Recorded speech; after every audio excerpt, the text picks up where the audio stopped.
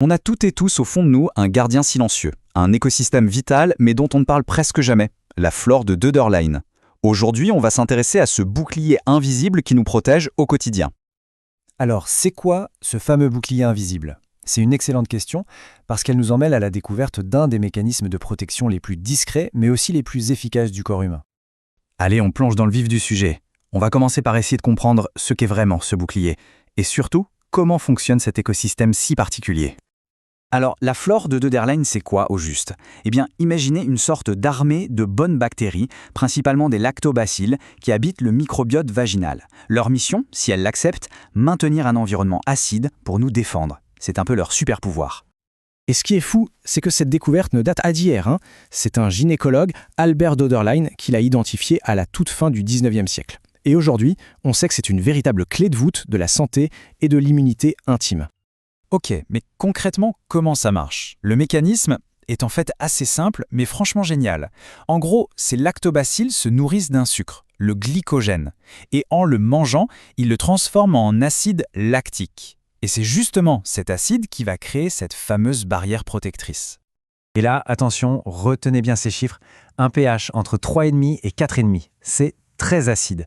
Pour vous donner une idée, c'est le pH du jus de tomate. Et dans un milieu comme ça, eh bien les mauvaises bactéries ou les levures, elles ne peuvent tout simplement pas se développer. C'est ça la magie du bouclier. Bon, tout ça, c'est le scénario idéal. Mais ce bouclier, il n'est pas indestructible. En fait, il est même plutôt fragile. Alors, qu'est-ce qui peut bien venir le perturber? Eh bien, pas mal de choses en fait. Et parfois, des gestes qui nous semblent tout à fait normaux. Une hygiène un peu trop agressive, le stress. Oui, le stress, la prise d'antibiotiques, tout ça a un impact direct. Ça peut carrément détruire nos lactobacilles, faire grimper le pH et nous mener tout droit à ce qu'on appelle une dysbiose, c'est-à-dire un déséquilibre. Et puis bien sûr, il y a les hormones. Elles jouent un rôle majeur. Pendant une grossesse, par exemple, le pic d'œstrogène va booster la flore, la rendre plus forte. Et à l'inverse, à la ménopause, la chute d'œstrogène va l'affaiblir. Ça montre bien à quel point tout est connecté. D'accord, mais du coup, comment on sait que le bouclier est en train de flancher? Heureusement, le corps nous envoie des signaux qu'il est super important d'apprendre à reconnaître. L'enjeu est simple, sans nos petits soldats, les lactobacilles, eh bien la porte est grande ouverte aux envahisseurs. L'écosystème perd sa première ligne de défense et c'est là que les infections et autres désagréments peuvent pointer le bout de leur nez. Alors, quels sont ces fameux signaux? Ça peut être des irritations, une sensation de sécheresse, ou encore des pertes et des odeurs qui ne sont pas comme d'habitude.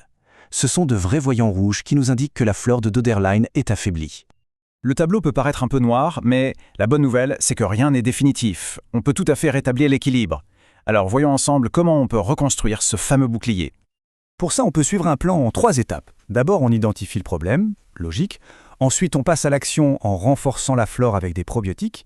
Et enfin, on maintient cet équilibre sur la durée avec de bonnes habitudes au quotidien. Simple, non? D'accord, des probiotiques, mais lesquels? C'est comme si on envoyait des renforts, mais il faut choisir les bonnes troupes. La recherche a identifié des souches d'élite, si on veut, comme le Lactobacillus gasseri et le Lactobacillus crispatus.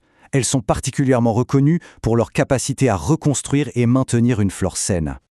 La question qu'on se pose tous, ça prend combien de temps?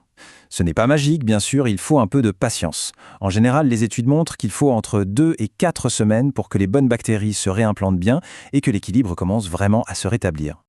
Et enfin, la meilleure des stratégies, ça reste la prévention.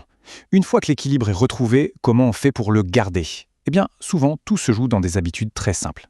Voici quelques pistes. Privilégier des matières comme le coton qui laisse respirer, utiliser des produits d'hygiène très doux, adopter une alimentation saine, moins de sucre, plus de fibres, et bien sûr, apprendre à gérer son stress.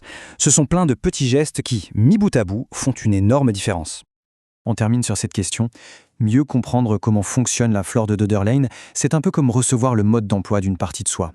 Ça donne les clés pour en prendre soin de manière plus consciente et plus juste.